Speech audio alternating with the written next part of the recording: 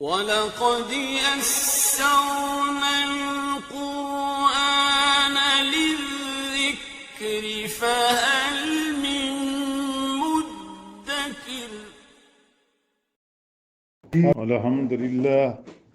الحمد لله وكفى وسلام على عباده الذين اصطفى أما بعد فأعوذ بالله من الشيطان الرجيم بسم الله الرحمن الرحيم اللهم صل على سيدنا محمد وعلى آله وصحبه وسلم.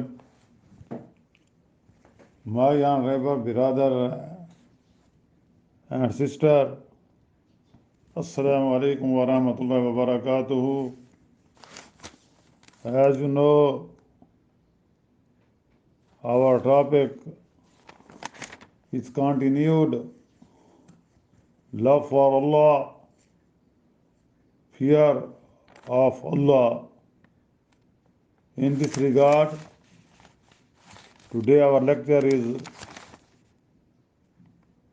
the last lecture of the topic which has mentioned before. Almighty Allah created man and bestowed upon him his uncountable bounties. He gave him life, conscience and discernment. He endowed him with the facility of sight, hearing, smell, taste and touch. So, we must thank to Almighty Allah. He made us a complete man without any defect.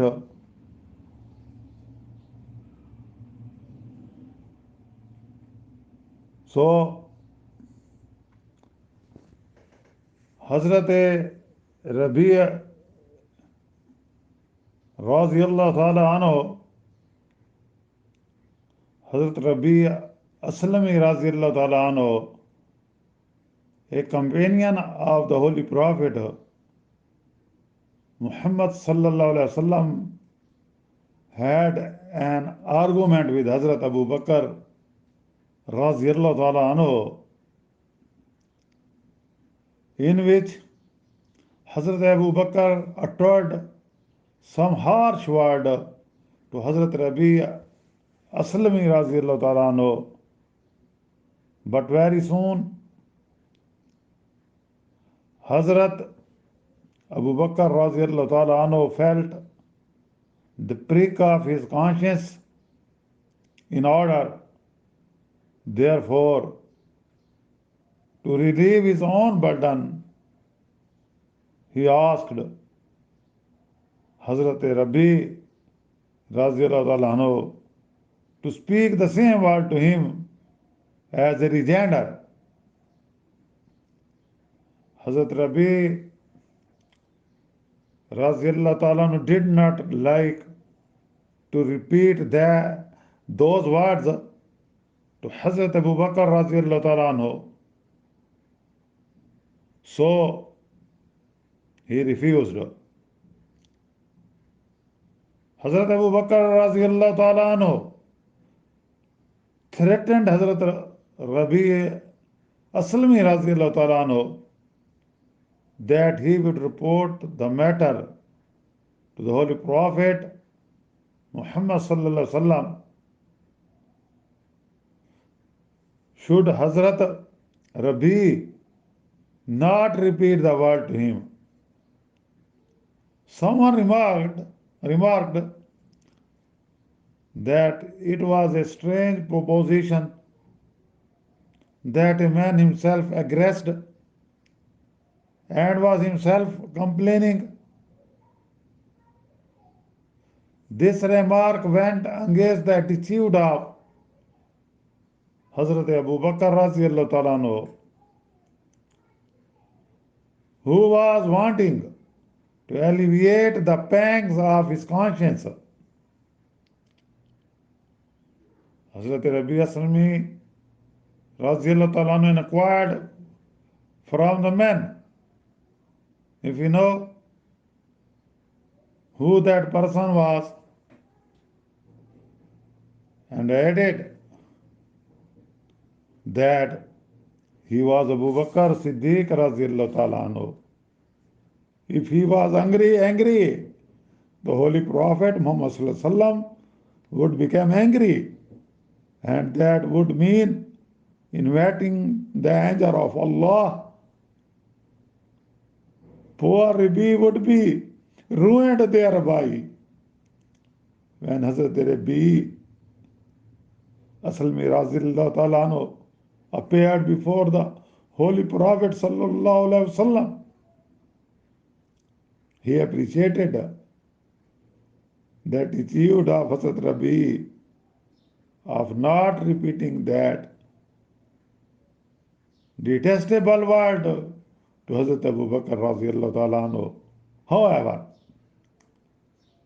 the Prophet Muhammad Sallallahu Alaihi Wasallam advised Hazrat Rabi to say, "May Allah forgive you,"